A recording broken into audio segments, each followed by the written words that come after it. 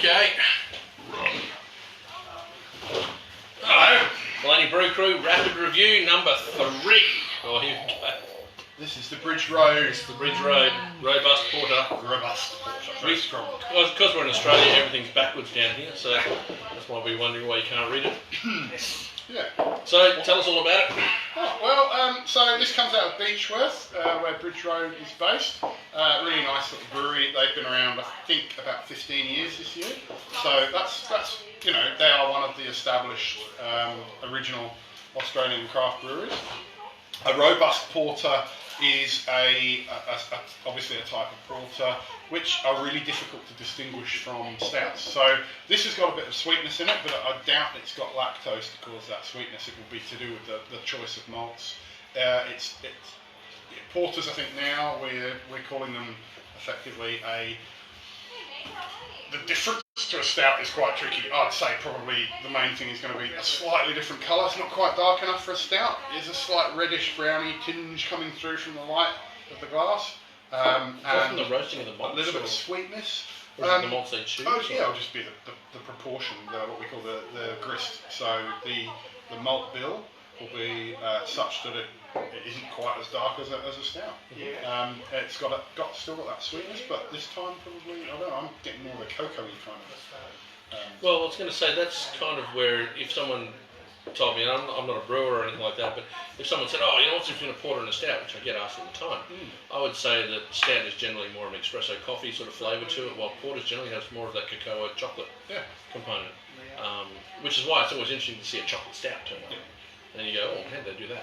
And I was going to say exactly, if you wanted to label this a chocolate stout, no one would bat an eyelid, would they? Because it's a name and it's telling people it's a chocolate flavour.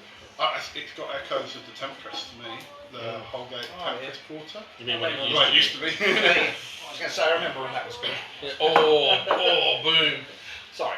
Pat, Used to be. what's your grab on this one, mate? Yeah, I like it. It's Who likes it doesn't love it this time. No, it's like it feels like cocoa powder, like like store-bought cocoa powder. It's like got a bit of a bitter aftertaste.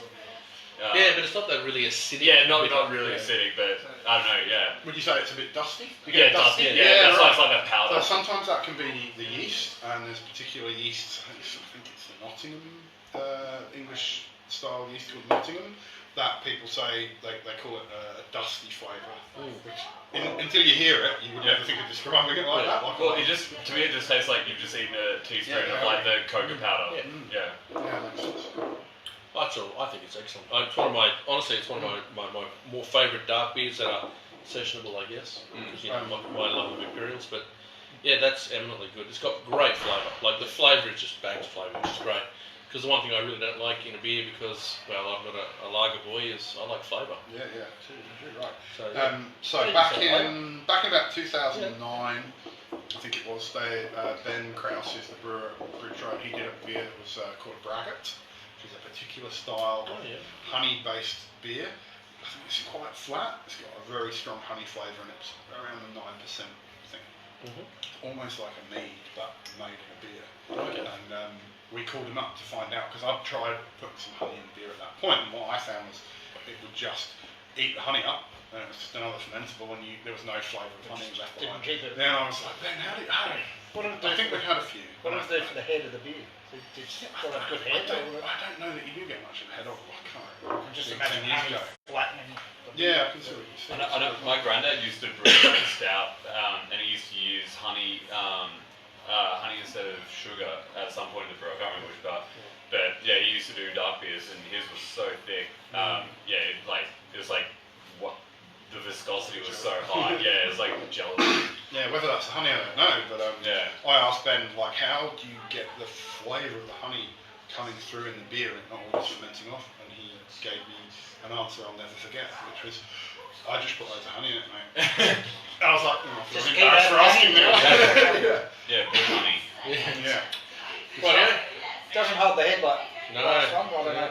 No, like glasses, it can be all sorts of things. They were fresh glasses. But yes. All right. Well, rapid review done. We'll be back with number 4 shortly. Ciao.